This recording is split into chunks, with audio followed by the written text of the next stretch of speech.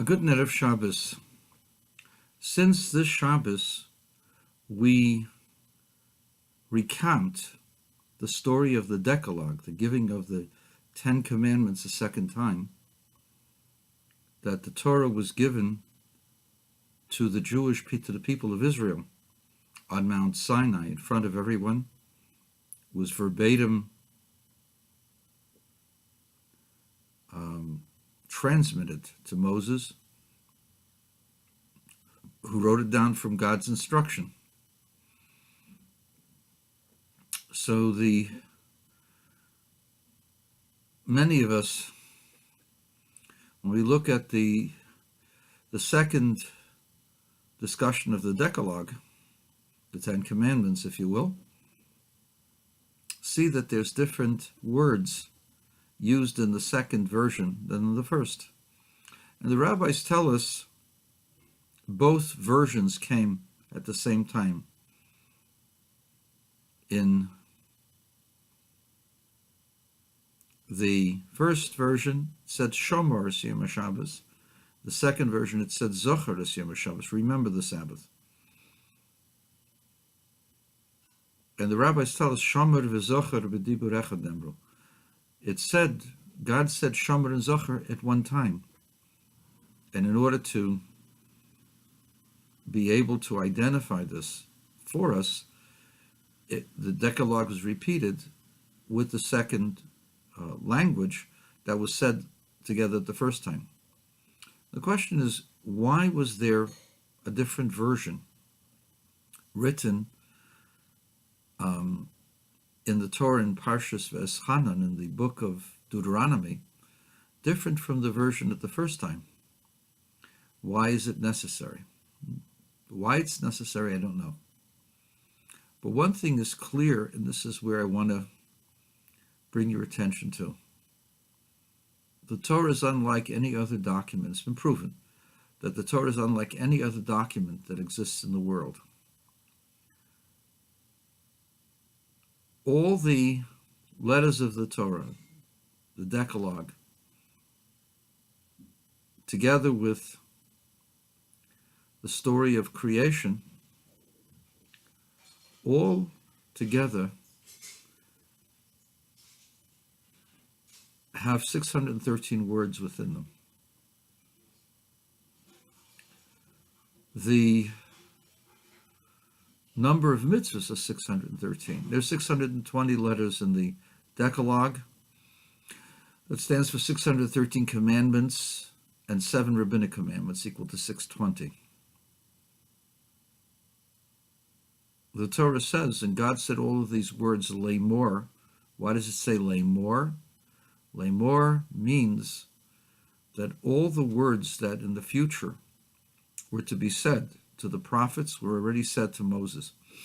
That the prophecies of Isaiah and Jeremiah and Ezekiel all are based upon the words of the Torah and expanded thereof.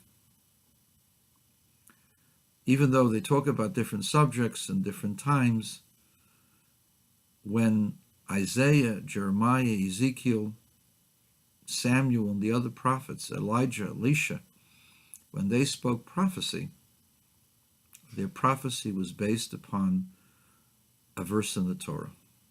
So all of the prophecies were stated at the time of the Decalogue, in the Decalogue. The letters of the Torah are exact and precise in precise order because the whole world and every person and every event that's going to happen and happened and happening now in this world finds their mention in the 600,000, actually 304,805 letters of the Torah. This has been shown many times, but I want to bring your attention that when the AIDS epidemic came out, I looked for a hint for AIDS in the Torah, and I found it in the story of Sodom and Gomorrah, because they tried to sodomize. That's where the word comes from, sodomy. They try to sodomize the angels because they look like men. And this was considered a grave sin by God Almighty. And no, I'm not a homophobe. God just says it's not the way to go. And control yourself. And even if you like a girl married to somebody else, control yourself. And even if you love each other, control yourself. She's not yours. She belongs to somebody else. Same thing is true with homosexuality. Control yourself.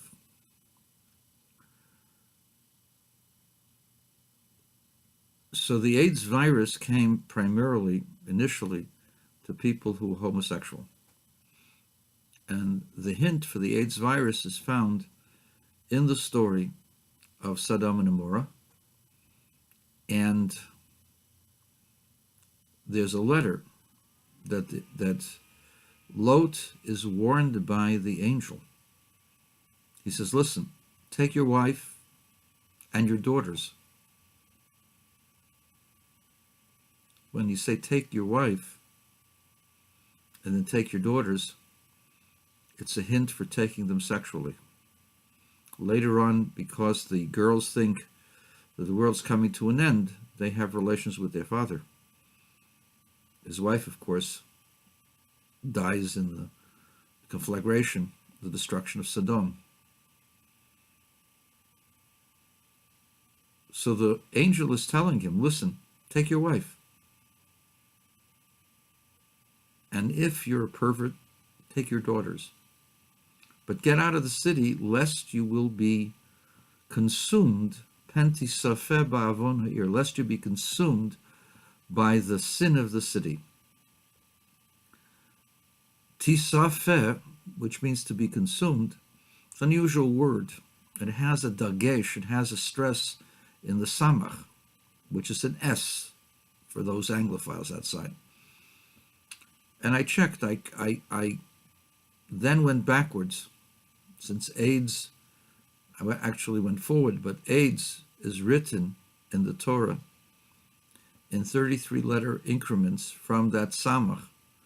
Afterwards, you'll get 33 letters, you get a dollar. 33 letters afterwards, you get a yud. And 33 letters, you get an aleph, or AIDS, AIDS. Why 33 letters? Because the word 33 is gal, which is the word that means uncovering something inappropriate. So when you uncover something inappropriate, the result will be AIDS. And that's the consumption of the sin of the city. Amazing that the Torah predicts this 3,400 years before these things happen. And this happens over and over again. The Torah is not a document that is an old historical document, an old law book. The Torah is a living piece of wisdom that reflects what's going on in the world. And it's put together like the DNA, like the chromosomes, the picture of all the cosmos for all times in the Torah.